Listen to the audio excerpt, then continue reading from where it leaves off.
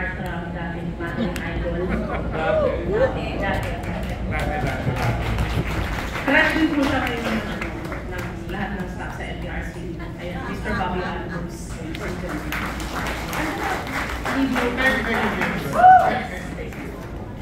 Ngayon ang pag-usapan natin ngayon ang rating sa pelikula. Meron tayong R13, R16, R18. Siguro naman lahat ng tao dito nasa 18 pa itaas na. No? Wala na tayong pinagdela dito. May bata, may bata. Okay. Pero yun nga, kanina nabanggit niya ni BM Eloisa na ang mga bagay-bagay na pinagtatawanan natin ay mga bagay na dapat bantayan rin natin. Yung sinabi niyang laglag panty, nakakatawa ng pakinggan. Subalit, yun po ay nagkakaroon ng epekto para sa bata kung gawing normal yun. Ngayon, mapunta tayo sa pelikula. Pag nanonood kayo ng pelikula, tatlo ang ratings namin para sa pelikula, meron tayong R13. Ang R13, ibig sabihin nun, only 13 years old and above. Meron kami mga pinagbabasehan upang i-rate ng ganon. Ngunit hindi ko natatalakayin dahil sayang naman yung oras natin. Pagkatapos ito, magkakaroon tayo ng question and answer para may tanong nyo kung ano yung mga bumabagabag pa sa mga isip nyo tungkol sa ratings ng MPRCP. First is R13. Ito R13, ito ang nakikita nyo sa pelikula. Ito ang dapat nakapaskil sa pelikula pag R13. Kapag kayo nakita ng sinehan na wala nito, i-report nyo sa MPRCP, maaari namin ipasara. Ngayon, kung meron sa Robbie, can you help me? Can you distribute these to the table so they can have an idea of kung ano itsura ng permit ng R13?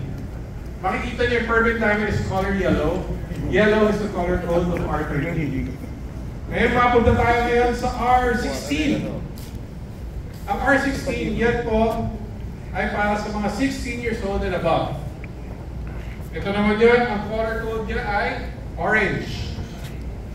Orange naman ang R16. Ang FYI, yung mga pinapadala sa mga lamesa nyo, yan po ay mga totoong pelikula na ipalabas na at na-review ng FPRCB. Ito naman, R16, Robbie. Maraming salamat. At syempre, ang for adults na lang, yan po ay R18. Ibig sabihin yan, for adults and above. Kaya tayo meron tatlong classifications, R13, R16, R18. Dahil binibigyan namin ng halaga ang development ng child. Because at the end of the day, our priority is our children. Our children are our future. So if we could provide them a safe space, age-appropriate viewing, then we could have a brighter future. So, after R13, ito naman ang R18. Ito ang mga pelikulang na-rate ng MPRCB for adults only. Robbie? Ayan. Bigay mo na sa mga adults yan, sa bata.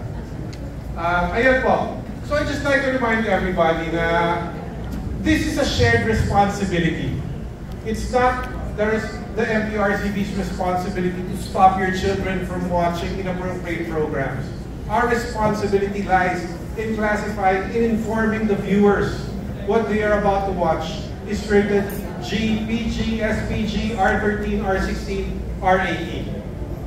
These are important factors for parents especially because kayo ang mga kasama ng mga bata sa bahay.